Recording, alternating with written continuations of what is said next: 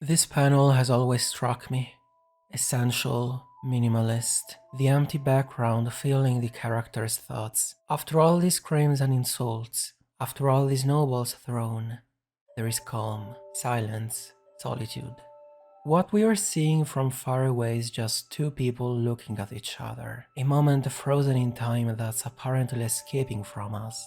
The camera recording this scene after so many suffocating close-ups is getting further away. The 40th is my favorite chapter from Fire Punch, and the reason is this drawing alone. This photograph with the cloudy and uncertain sky, the snow melting around Agni, Tagada finally looking back at him after walking all night long.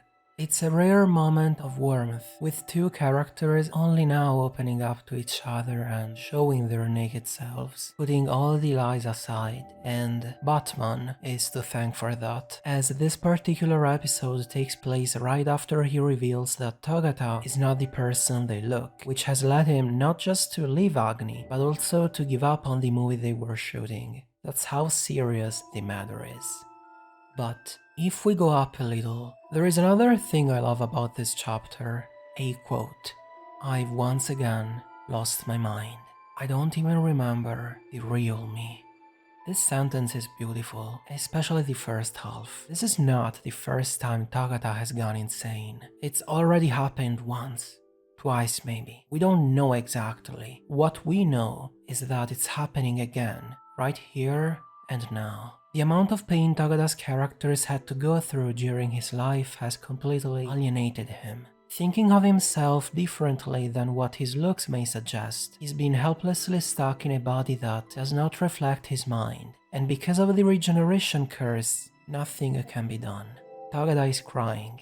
He will never be able to become the person he wants to be. A secret Fujimoto's kept from us for tens of chapters, hiding it behind all that absurd comedy, as if wanting to deceive us that Tagada was only a crazy and funny character. But this is where things start to change. This is where Tagada finally breaks down and tells the truth for once. Let's go up a little more. We can find these two panels here. Tagada in tears, but especially this one. Tagada on his knees, vomiting. Nobody would have believed this real at the beginning of Fire Punch. Is this really the same crazy cinephile from that train? Where are all his jokes? Where is the comedy? I guess everything's been a lie all along. And Agni is finally realizing how ignorant and blind he's been. And innocently, he's trying to understand what that person is struggling so hard to tell him. That person he sees as Luna used to see him, the older sibling to look up to follow when lost. Tagada cannot look straight at Agni's eyes. He's looking around for an escape from reality. He smiles out of desperation, while the tears won't stop running down his face.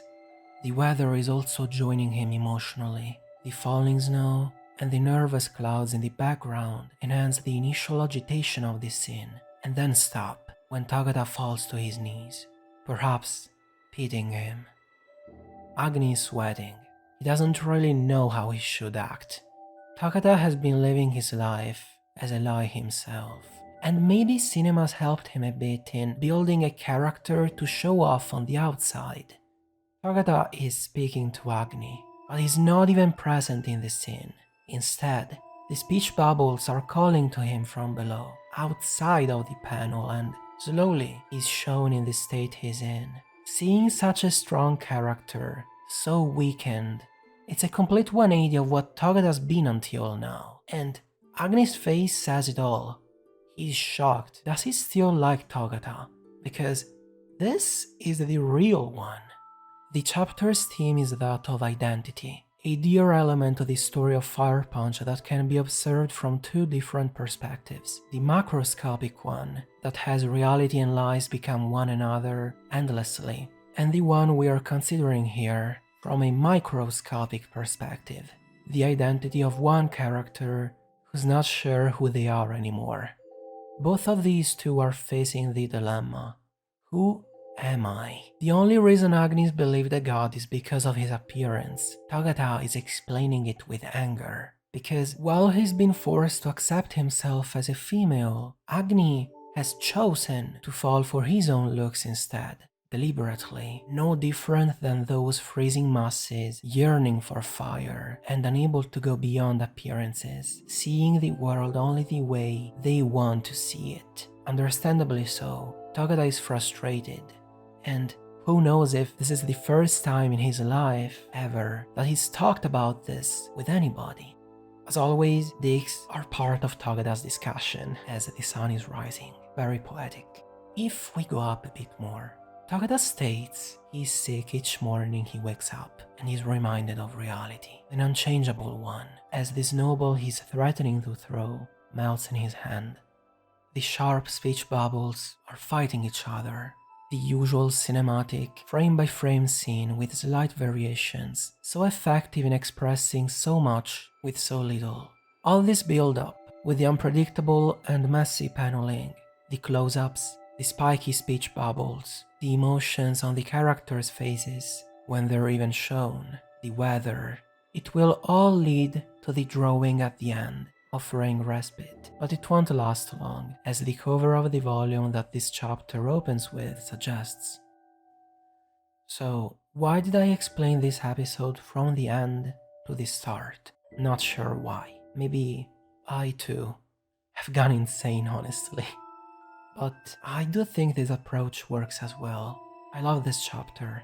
It's so real, and I'd like to know what your favorite Fire Punch chapter is and why.